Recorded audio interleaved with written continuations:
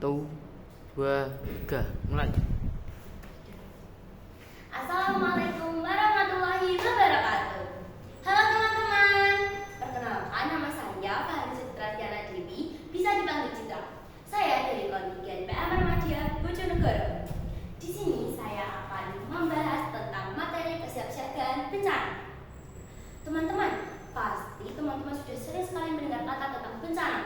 Tapi bencana itu apa sih sebenarnya? Bencana adalah kejadian luar biasa yang disebabkan oleh faktor alam maupun akibat dari ulah manusia yang dapat menimbulkan kerugian material, korban jiwa, bahkan kerusakan lingkungan.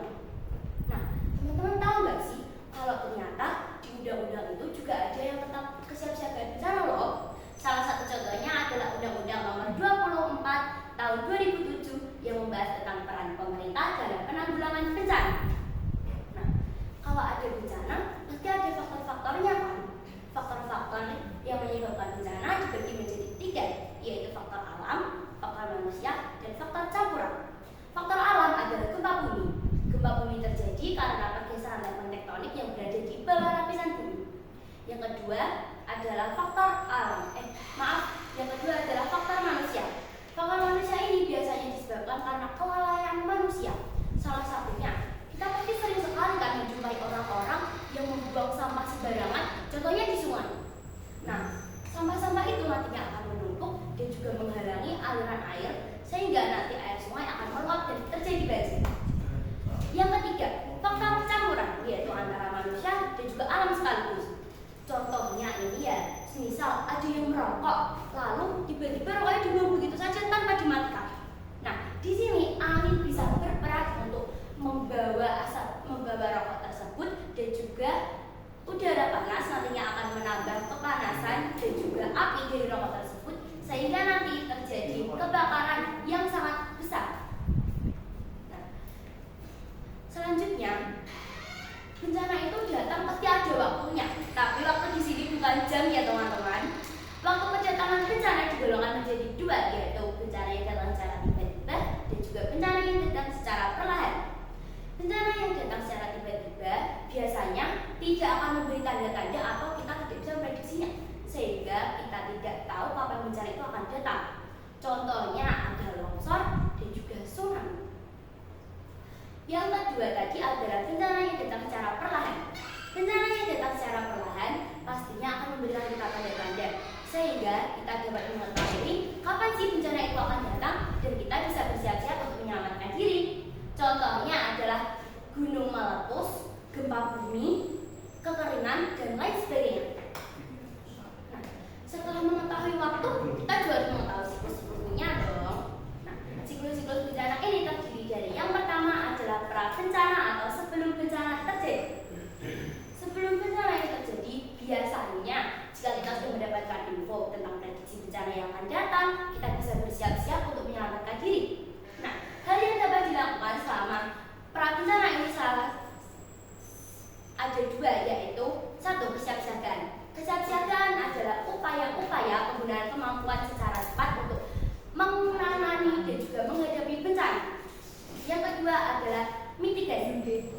Mitigasi adalah upaya-upaya yang dilakukan untuk mengurangi akibat dari ancaman bencana. Nah, selanjutnya, teman-teman masih ada ya yang terakhir dari siklus-siklus ini adalah pasca bencana atau setelah bencana. Nah, setelah bencana ini pasti akibat dari bencana itu akan terlihat jelas, seperti kerusakan lingkungan, banyak korban jiwa, atau mungkin tempat tinggal kita sudah tidak layak ditinggali. Teman-teman tahu nggak sih kalau ternyata ada banyak sekali jenis-jenis bencana? Teman-teman tahu nggak apa saja? Jenis-jenis bencana antara lain adalah gempa, gunung meletus, longsor, perubahan iklim, kekeringan, angin topan, abrasi, tsunami, banjir, kebakaran, dan juga konflik sosial. Dari banyaknya materi-materi tentang bencana, di sini kita akan belajar bersama-sama tentang kebakaran. Teman-teman, masih ingat gak sih kejadian kebakaran yang di Las Vegas itu? Yang hampir setengah hutannya itu terbakar? Nah, itu disebabkan karena faktor alam. Yang saya tahu waktu searching itu banyak sekali sumber yang mengatakan bahwa itu karena kemarau atau karena angin panas. Tapi kan kita tidak tahu ya itu dari manusia atau bukan. Nah, dalam kebakaran ini api menjadi pemeran pentingnya loh teman-teman. Kenapa? Karena kalau nggak ada api kan pasti nggak ada kebakaran. Tapi sebenarnya kebakaran itu apa sih? Kebakaran ada di mana kobaran api sudah tidak terkendali atau tidak bisa dipadamkan tanpa bantuan. Kebakaran dapat terjadi karena dua faktor, yaitu faktor alam dan juga faktor manusia. Kebakaran yang biasanya terjadi dari faktor alam adalah seperti tersambar petir. Yang kedua, kebakaran yang terjadi karena faktor manusia adalah kebakaran seperti saat anak-anak bermain api di tempat yang gersang dan mudah terbakar. Itu kan biasanya anak-anak kan ceroboh, pasti itu bisa saja menyenggol pohon atau kayu-kayu yang mudah terbakar, dan jadinya itu akan terjadi kebakaran. Teman-teman, tahu nggak sih kalau ternyata kebakaran itu ada 4 kelas loh, kayak di sekolah ya, ada kelas-kelasnya. Nah, 4 kelas itu ada kelas A, kelas B, kelas C, dan juga kelas D. Kebakaran kelas A adalah kebakaran yang disebabkan oleh benda padat seperti kertas, plastik, kayu, dan lain sebagainya. Selanjutnya kelas B, kebakaran yang disebabkan oleh listrik dan juga bahan maaf.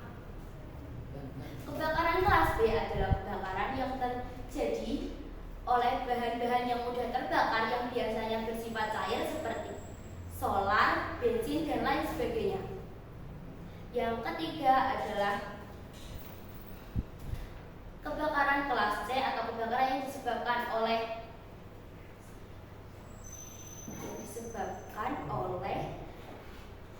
listrik dan juga bahan kimia kering. Yang keempat adalah kelas D.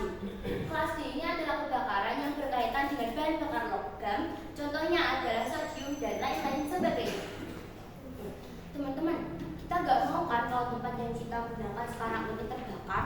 Jadi kita juga harus memahami tentang cara-cara pencegahan kebakaran. Teman-teman nanti tahu nggak cara-cara pencegahan kebakaran itu gimana? Ini sangat umum kita lakukan. Salah satunya adalah mematikan kompor setelah digunakan, mencabut charger setelah digunakan, dan juga jangan meletakkan kompor sangat dekat dengan dinding karena itu dapat memacu kebakaran.